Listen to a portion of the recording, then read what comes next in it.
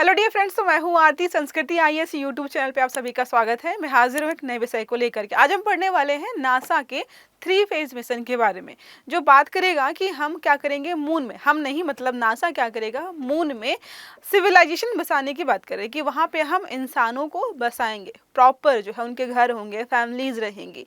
अब एक बहुत लंबी प्रक्रिया है, इन्होंने 3 फेज में डिवाइड किया है कि पहले फेज में हम क्या करेंगे, फिर दूसरे फेज में क्या करेंगे और तीसरे फेज में क्या करेंगे। आपने अभी आर्टेमिस 2 के बारे में पढ़ा था, जो लगभग 1972 के बाद ऐसा था कि हम चांद के आसपास से, मतलब वो फ्लाई बाय प्लान था, वो उतरे नहीं थे।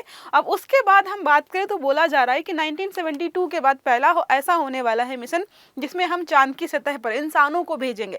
अभी तक बहुत सारे अलग अलग प्रकार के मिशंस गए हैं, लेकिन इंसान नहीं गए। उसमें रोवर हो गया, लैंडर हो गया, ऑब्जर्वर हो गया, यही सारी चीजें गई हैं। वो लगातार रिसर्च कर रही हैं। आपने जो है चंद्रयान मिशन के बारे में पढ़ा ही होगा। तो आज हम बात करने वाले कि आखिरकार नासा कब तक इंसानों को चांद पर बसाएगा और किस प्रकार की सिविलाइजेशन वहां पर होने वाली है और क्या क्या चीजें रहेंगी। तो हम बात करते हैं यहाँ पर 3 phase plan lunar base road map, ये जो बनाया गया है। इनका जो टोटल पैसा लगने वाला है योजना का, बोला जा रहा है 20 अरब डॉलर यहाँ पे खर्च होने वाले हैं। अलग अलग आर्टिकल्स यहाँ पे दिए गए हैं, सब यही बात कर रहे हैं कि नासा जो है चांद पर मून बेस बनाने की बात कर रहा है। इसके अलावा आपने बहुत सारे आर्टिकल पढ़े होंगे, गेटवे ऑफ द जो है मून, गेटवे ऑफ द जो है मंगल के बारे में भी पढ़ा होगा कि वहाँ पर भी सिविलाइजेशन बसाएंगे। इसके अलावा एक बेस बनाने के बाद यहाँ पर अन्य जो भी भविष्य में अंतरिक्ष के मिशन होंगे उनको यहीं से लॉन्च किया जाएगा, यहीं पर ये बेस बनाने की बात कर रहे हैं। अब इसके अलावा बात करेंगे तो ये मिशन चांद जो नासा का वो अकेले का नहीं है, बहुत सारे स्पेस एजेंसीज की मदद से ये करने वाला है। बाकी हम एक पर वन कवर करते हैं। पहला फेज जो है इनका 2026 से 2028 के बीच चलने वाला। क्या लिखा हुआ है? Testing and preparation phase. तो कुछ चीजों को टेस्ट करेंगे। प्रिपरेशन फेज यहाँ पर है कि लैंडिंग कैसे करनी है, कैसे जो है चीजों को लूनार टेक्नोलॉजी हम कैसे डेवलप करने वाले हैं।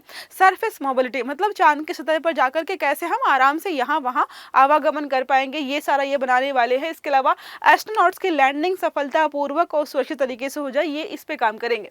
अब बात करते हैं आर्टेमिस मिशन। उसके पहले हम बात कर ले तो 1972 के बाद अभी तक कोई भी इंसान चांद की सतह पर नहीं गया है, तो ये अपने आप में बहुत महत्वपूर्ण हो जाता है।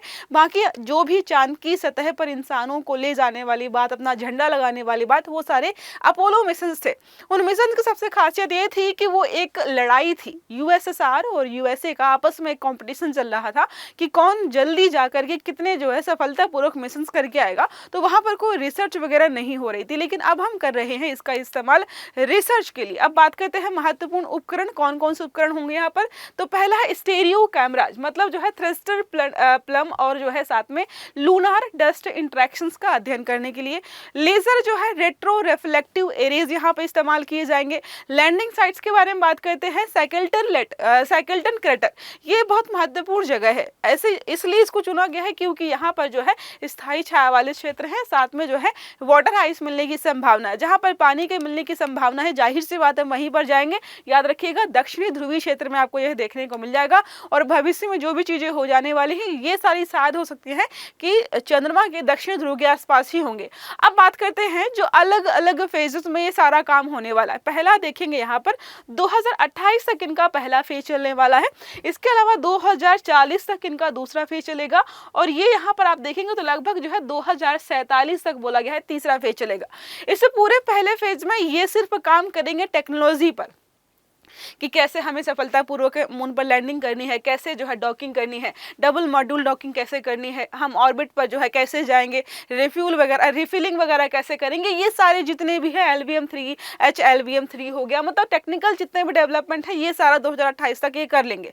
आप सब कुछ बना के तैयार कर लिया। दूसरे फेज पर ये जाएंगे तो हैबिटेट बनाने की बात करेंगे। सीधे देखो यहाँ पर भारतीय अंतरिक्ष स्टेशन बनाने की बात की जा रही है। गगनयान हमारा है। आपने गगनयान और मत्स्ययान तो अब एग्जाम में पूछा था। गगनयान में क्या है, हम स्पेस पे 3 भारतीयों को भेजने की बात कर रहे हैं। इसके अलावा जो है चंद्रयान के और भी बहुत सारे मिशन जो है भविष्य में होने वाले हैं।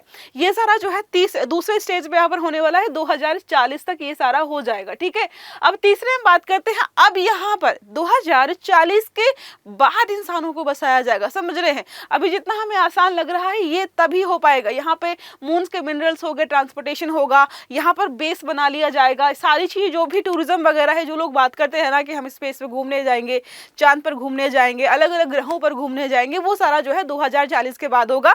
जाहिर सी बात है मून पर बेस बनने के बाद अगला नंबर मंगल का रहने वाला है। चरण 2 में देखो यहाँ पे लिखा है 2029 से 2032 तक परमानेंट इंफ्रास्ट्रक्चर फेज तैयार किया जाएगा, हैबिटेट बनाए जाएंगे, साथ में जो है पावर सिस्टम कैसे काम करेगा, कैसे एक जगह से दूसरी जगह जाने के लिए टेक्नोलॉजीज बनाई जाएंगी, लाइफ सपोर्ट सिस्टम, ये सारा जो है 2032 तक तैयार किया जाएगा। बात करते हैं यहाँ पर मून बेस सेकंड मिशन के बारे में। तो प्रमुख तत्व कौन कौन से हैं? ग्राफाइन लैंडर हो गया, एस्ट्रोबॉट टेक्नोलॉजी हो गया। देखो जितने भी स्पेस से रिलेटेड टेक्नोलॉजीज होंगी उसमें सब में एस्ट्रो शब्द का इस्तेमाल करेंगे। जैसे एस्ट्रोलॉजी होता है, एस्ट्रो साइंस होता है, सब में एस्ट्रो आता है, एस्ट्रोनॉट्स होते हैं, वैसे ही एस्ट्रो टेक्नोलॉजी हो गया, फिलिप रोवर्स हो गया, एस्ट्रो लैब हो गई। महत्व क्या हो जाएगा, जितनी भी चीजें हैं वो सारी अच्छी तरीके से काम करेंगी, टेक्नोलॉजी का विकास हो जाएगा, मोबिलिटी और लॉजिस्टिक्स हम यहाँ पर तैयार करने वाले हैं। लास्ट चरण जो इनका है 2032 से स्टार्ट होगा, जिसको हम बात करेंगे कंटिन्यूअस ह्यूमन प्रेजेंस। मतलब 2032 के बाद ये बोल रहे हैं कि यहाँ पर लगातार इंसान रहेंगे। अब कुछ लोग कंफ्यूज हो रहे होंगे कि मैम आपने बताया 2040 के बाद यहाँ पर मानव बस्तियां बसाई जाएंगी, लेकिन ये बोले कि हम हैबिटेट बना लेंगे 2028 के बाद, ठीक है, ये सारा कर लेंगे। तो यहाँ पर 2032 के बाद लगातार इंसान यहाँ पर रहेंगे, मतलब इंसान तो साइंटिस्ट रहेंगे जो लगातार चीजों को बनाएंगे, डेवलप करेंगे। उसके बाद 2040 के आसपास यहाँ पर ऐसा होगा कि मानव बस्तियां शुरू हो जाएंगी बसना। उसके पहले भी इंसान रहेंगे, हमने यहाँ पर बात कर ली है। यहाँ वैज्ञानिक प्रयोग होंगे और जो है सतत लूनर ऑपरेशंस किए जाएंगे। अब बात कर लेते हैं लूनर वर्टेक्स मिशन के बारे में। ये जो पूरा मिशन है इसको इन्होंने नाम दिया है लूनर वर्टेक्स मिशन। चंद्रमा के रहस्यमयी जो चीजें हैं, स्विल पैटर्न हो गया, इसके अलावा ब्राइट मैग्नेटिक स्ट्रक्चर हो गए, इन सभी का अध्ययन करने की बात कही जा रही है। वैज्ञानिक महत्व क्या हो जाएगा, तो वैज्ञानिक महत्व इसका यही है कि यहाँ पर हम बेस बना लेंगे तो भविष्य के और जो भी हमारे मिशन है मंगल को लेकर के, अन्य किसी भी प्रकार का अंतरिक्ष मिशन, वो सारा हमारे लिए इजी हो जाएगा। अब इस मिशन में नासा अकेले काम नहीं कर रहा है, यूरोपियन स्पेस एजेंसी है, साथ में जो है कोरिया एरोस्पेस एडमिनिस्ट्रेशन भी मिलकर के काम कर रहा है, क्योंकि काफी लंबा और बड़ा मिशन है।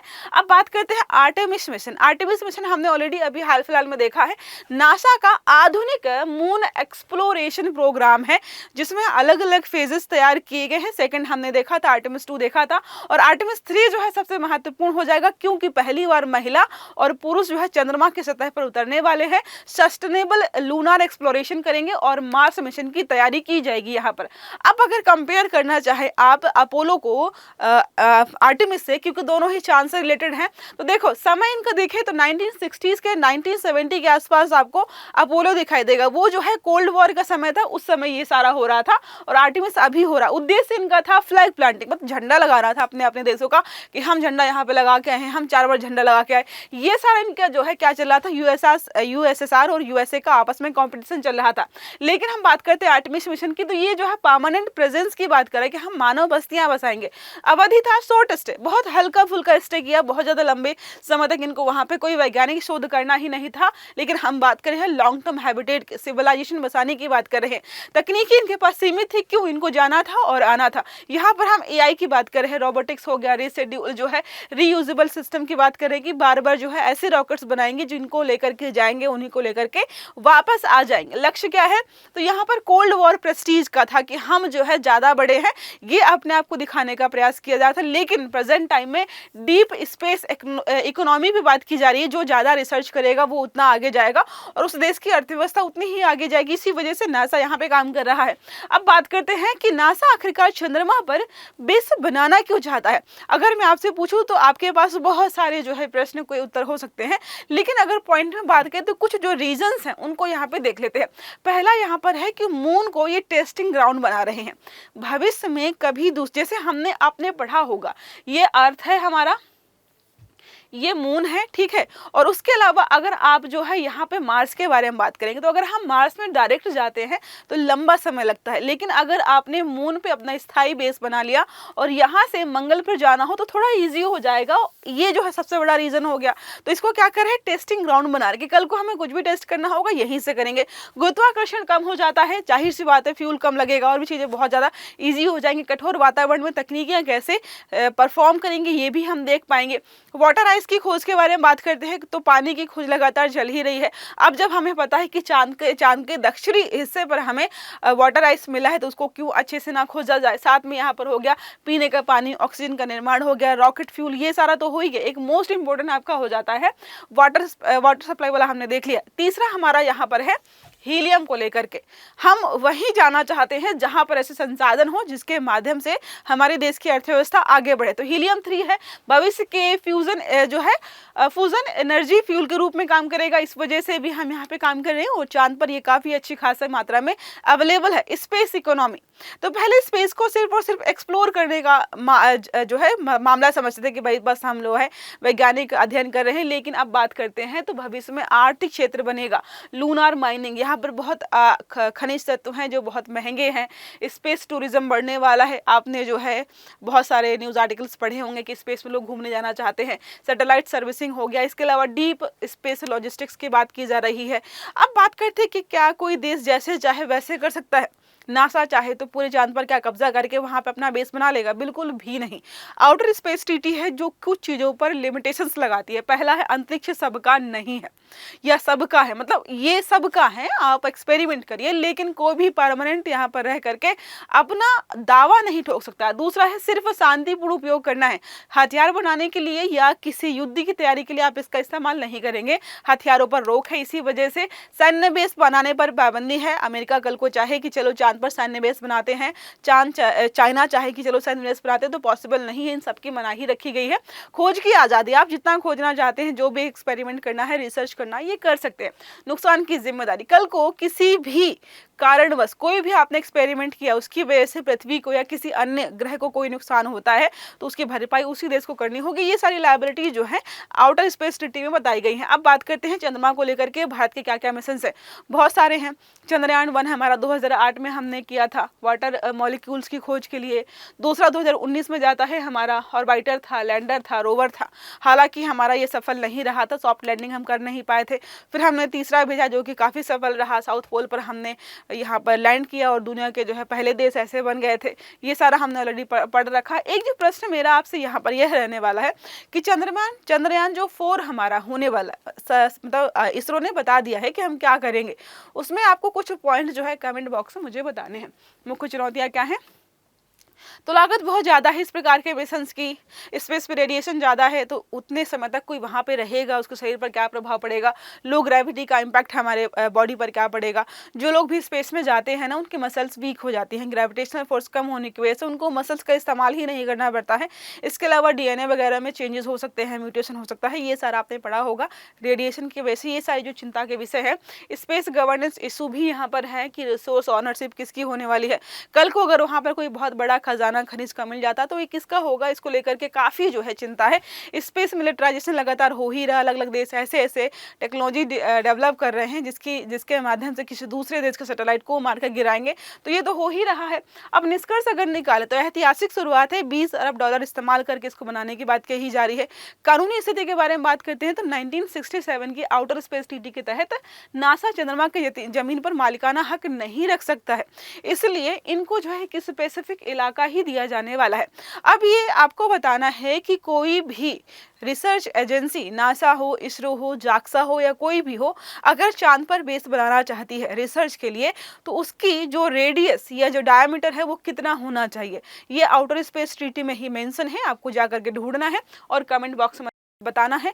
भविष्य का लक्ष्य यहाँ पर यही है कि ये जो भी किया जा रहा है, जो आगे चल करके मंगल ग्रह हो गया और स्पेस में अन्य प्रकार के जो भी मिशन हैं, उसके लिए एक बेस का काम करेगा और काफ़ी मददगार रहने वाला है। आई होप ये आर्टिकल आपको समझ में आया होगा। अगर वीडियो अच्छा लगा है तो लाइक करना है, चैनल को सब्सक्राइब करना है, ताकि इस प्रकार के सभी आर्टिकल्स आपको समय पर मिलते रहे। तो अच्छे से पढ़िएगा। Have a good day. Thank you.